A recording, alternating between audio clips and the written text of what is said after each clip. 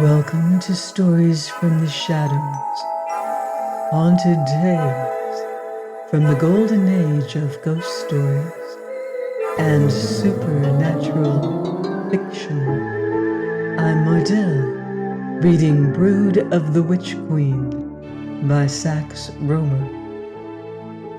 Chapter 13, The Scorpion Wind. This sudden and appalling change of weather had sadly affected the mood of the gathering.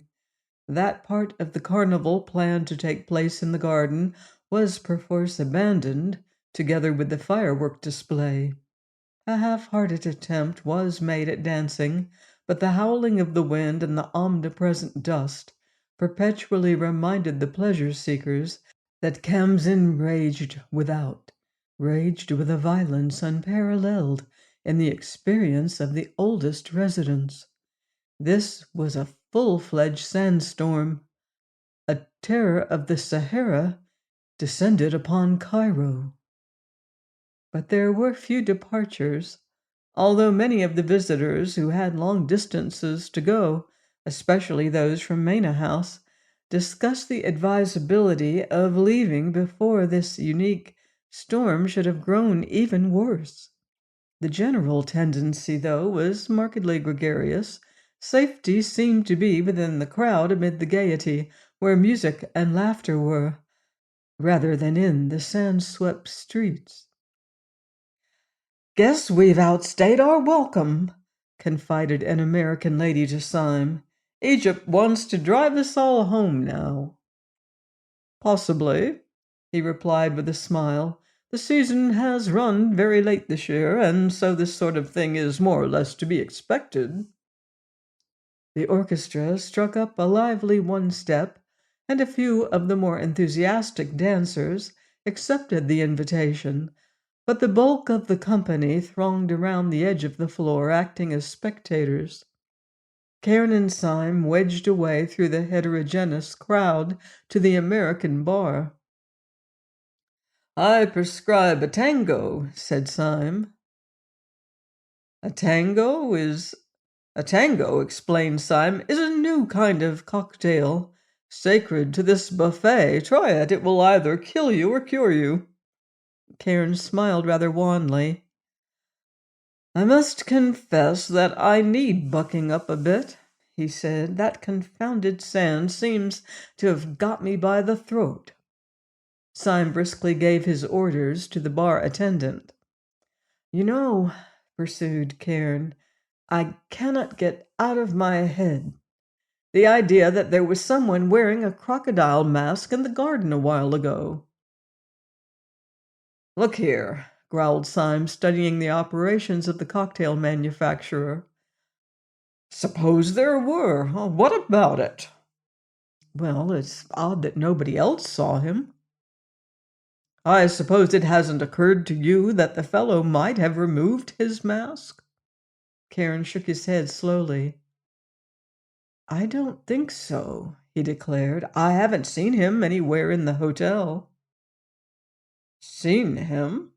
Sime turned his dull gaze upon the speaker. "How should you know him?" Cairn raised his hand to his forehead in an oddly helpless way. "No, of course not. It's very extraordinary." They took their seats at a small table, and in mutual silence loaded and lighted their pipes. Sime, in common with many young and enthusiastic medical men, had theories of that revolutionary sort which only harsh experience can shatter. Secretly, he was disposed to ascribe all the ills to which flesh is heir primarily to a disordered nervous system. It was evident that Cairn's mind persistently ran along a particular groove. Something lay back of all this erratic talk.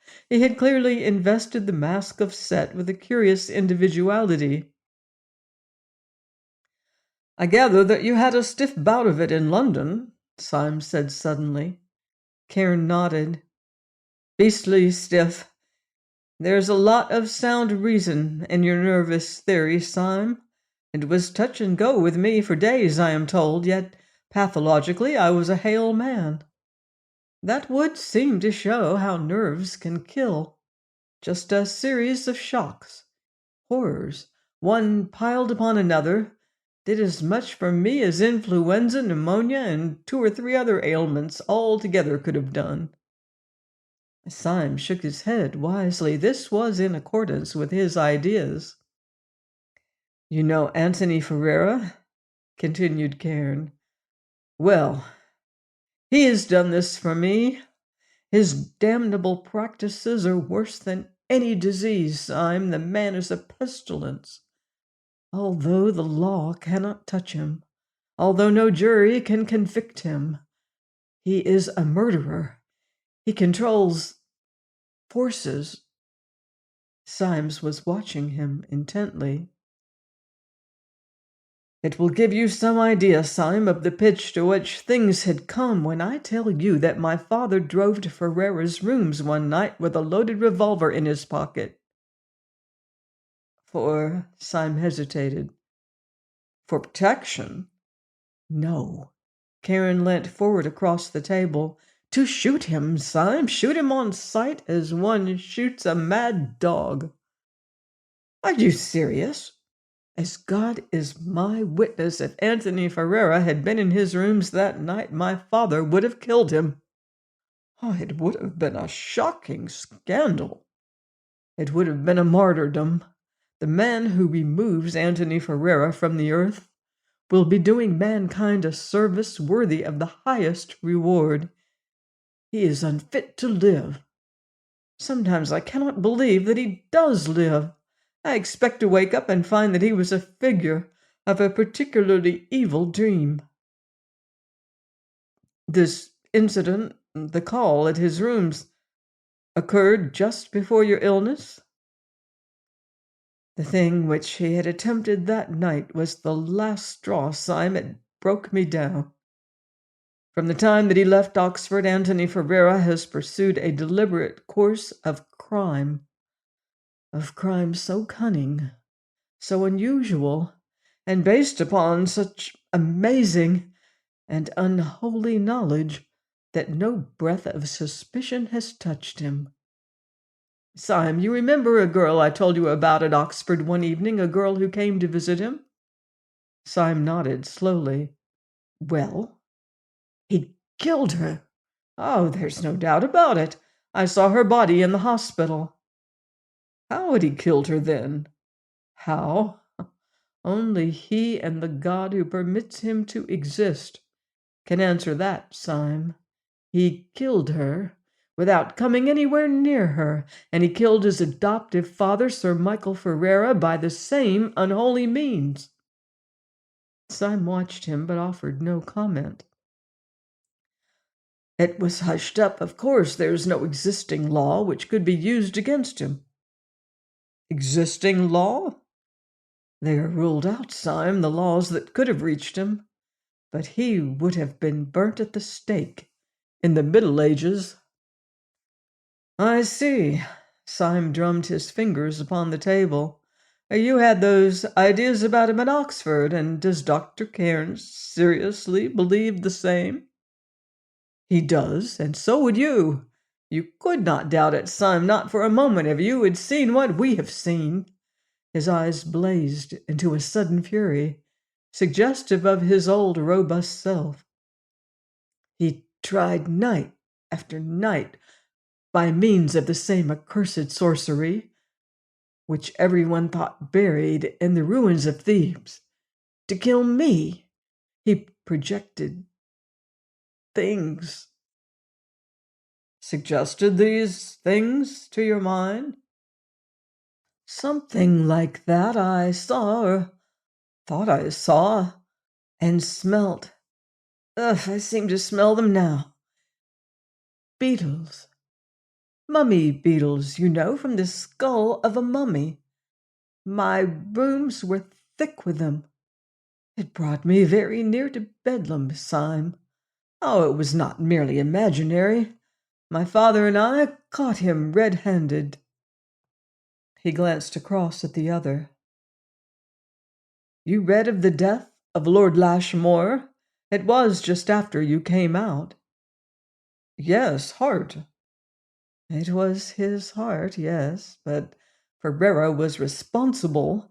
That was the business which led my father to drive to Ferrara's rooms with a loaded revolver in his pocket.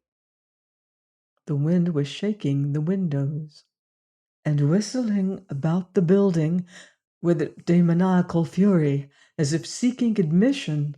The band played a popular waltz, and in and out of the open doors came and went groups representative of many ages and many nationalities. "Ferrara," began Sime slowly, "was always a detestable man, with his sleek black hair and ivory face. Those long eyes of his had an expression which always tempted me to hit him. Sir Michael, if what you say is true, and after all, Cairn, it only goes to show how little we know of the nervous system, literally took a viper to his bosom."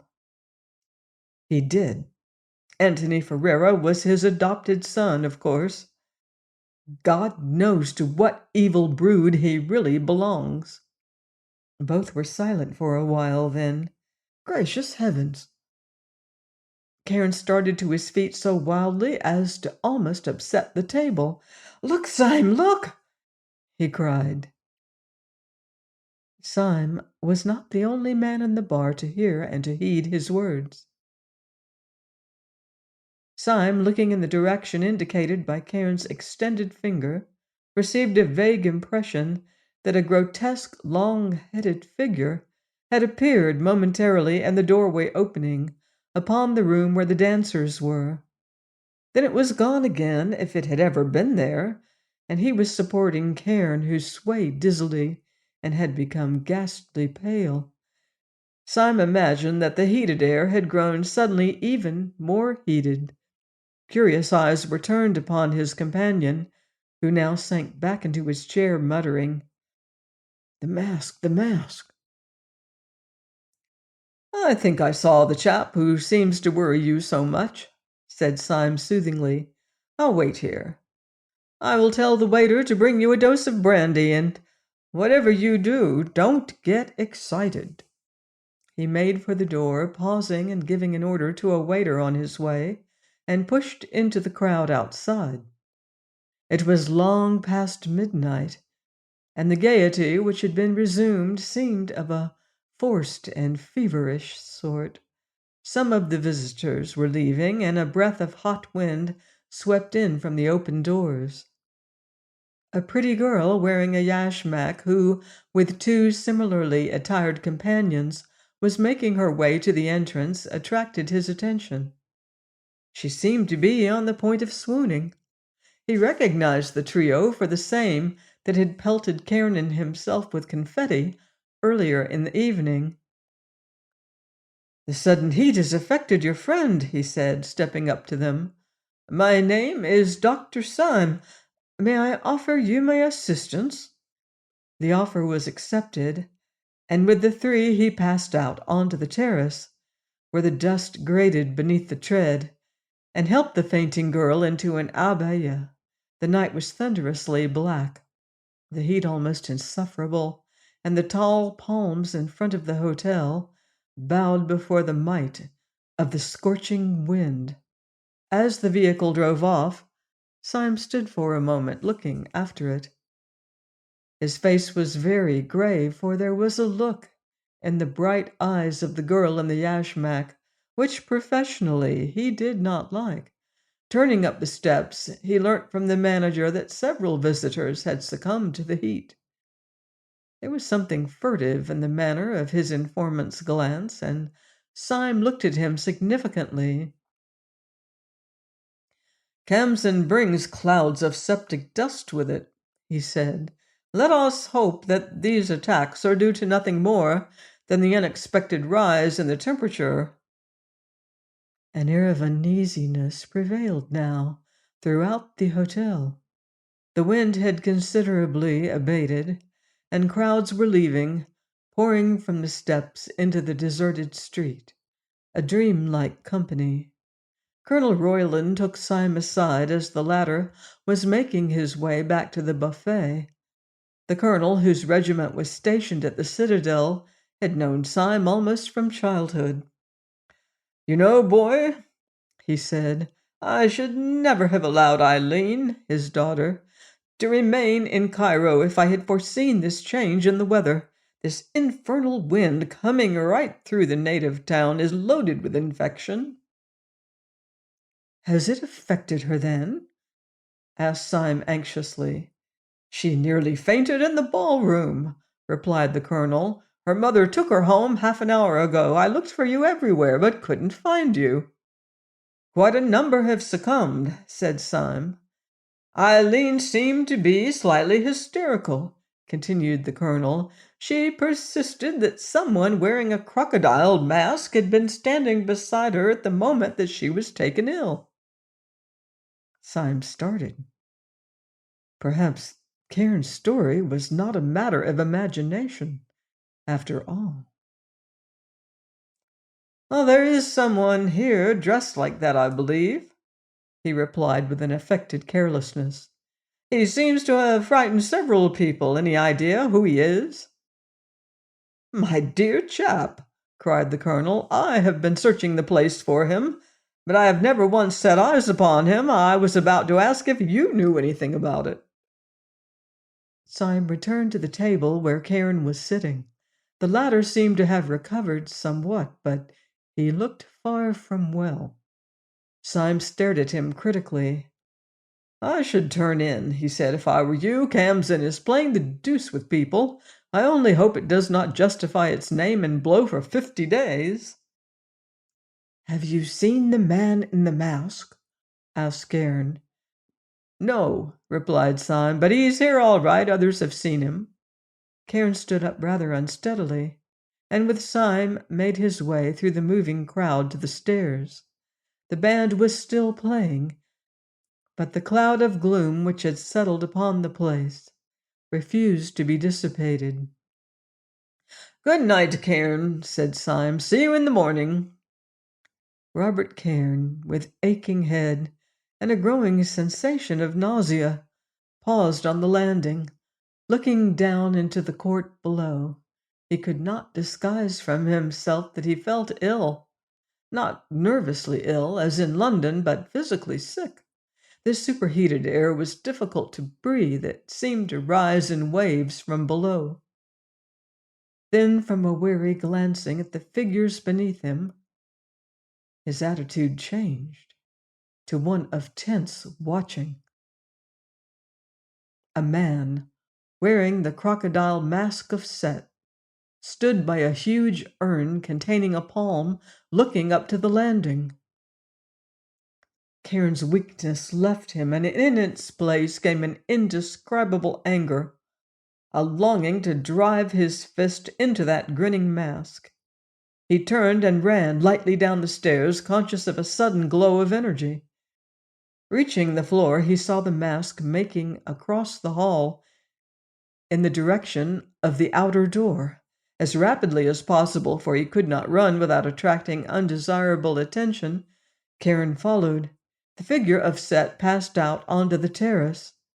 But when Cairn in turn swung open the door, his quarry had vanished. Then, and in Arabia, just driving off, he detected the hideous mask. Hatless as he was, he ran down the steps and threw himself into another. The carriage controller was in attendance, and Cairn rapidly told him to instruct the driver to follow the Arabia which had just left. The man dashed up his horses, turned the carriage, and went galloping on after the retreating figure. Past the Espikaya gardens they went, through several narrow streets, and on to the quarter of the Musky. Time after time he thought he had lost the carriage ahead, but his own driver's knowledge of the tortuous streets enabled him always to overtake it again. They went rocking along lanes so narrow that with outstretched arms one could almost have touched the walls on either side, past empty shops and unlighted houses. Cairn had not the remotest idea of his whereabouts. save that he was evidently in the district of the bazaars. A right-angled corner was abruptly negotiated, and there ahead of him stood the pursued vehicle. The driver was turning his horses around to return. His fare was disappearing from sight into the black shadows of a narrow alley on the left. Karen leapt from the Arabia, shouting to the man to wait, and went dashing down the sloping lane after the retreating figure. A sort of blind fury possessed him, but he never paused to analyze it, never asked himself by what right he had pursued this man, what wrong the latter had done him. His action was wholly unreasoning. He knew that he wished to overtake the wearer of the mask and to tear it from his head, and upon that he acted. He discovered that despite the tropical heat of the night, he was shuddering with cold, but he disregarded the circumstance and ran on. The pursued stopped before an iron-studded door, which was opened instantly. He entered as the runner came up with him, and before the door could be reclosed, Cairn thrust his way in. Blackness, utter blackness, was before him. The figure which he had pursued seemed to have been swallowed up. He stumbled on, gropingly, hands outstretched, then fell as he realized in the moment of falling down a short flight of stone steps. Still amid utter blackness, he got upon his feet, shaken but otherwise unhurt by his fall. He turned about, expecting to see some glimmer of light from the stairway, but the blackness was unbroken. Silence and gloom hemmed him in. He stood for a moment, listening intently. A shaft of light pierced the darkness as a shutter was thrown open. Through an iron-barred window the light shone, and with the light came a breath of stifling perfume. That perfume carried his imagination back instantly to a room at Oxford, and he advanced and looked through into the place beyond. He drew a swift breath, clutched the bars, and was silent, stricken speechless. He looked into a large and lofty room, lighted by several hanging lamps. It had a carpeted divan at one end, and was otherwise scantily furnished in the Eastern manner. A silver incense burner smoked upon a large praying carpet, and by it stood the man in the crocodile mask. An Arab girl, fantastically attired, who had evidently just opened the shutters, was now helping him to remove the hideous headdress. She presently untied the last of the fastenings and lifted the thing from the man's shoulders, moving away with the gliding step of the Oriental and leaving him standing there in a short white tunic, bare-legged and sandaled. The smoke of the incense curled upward and played around the straight, slim figure, drew vaporous lines about the still, ivory face, the handsome, sinister face, sometimes partly veiling the long black eyes, and sometimes showing them in all their unnatural brightness. So the man stood, looking towards the barred window. It was Antony Ferrara. "Ah, dear Cain," the husky musical voice smote upon Cain's ears as the most hated sound in nature. "You have followed me. Not content with driving me from London, you would also render Cairo, my dear Cairo, untenable for me." Cairn clutched the bars, but was silent. "How wrong of you, Cairn," the soft voice mocked. "This attention is so harmful to you. Do you know, Cairn, the Sudanese formed the extraordinary opinion that I was an Efreet, and this strange reputation has followed me right down the Nile. Your father, my dear friend, has studied these odd matters, and he would tell you that there is no power in nature higher than the human will. Actually, Cairn, they have ascribed to me the direction of the Khamsin, and so many worthy Egyptians have made up their minds that I travel with the storm, or that the storm follows me, that something of the kind has really come to pass.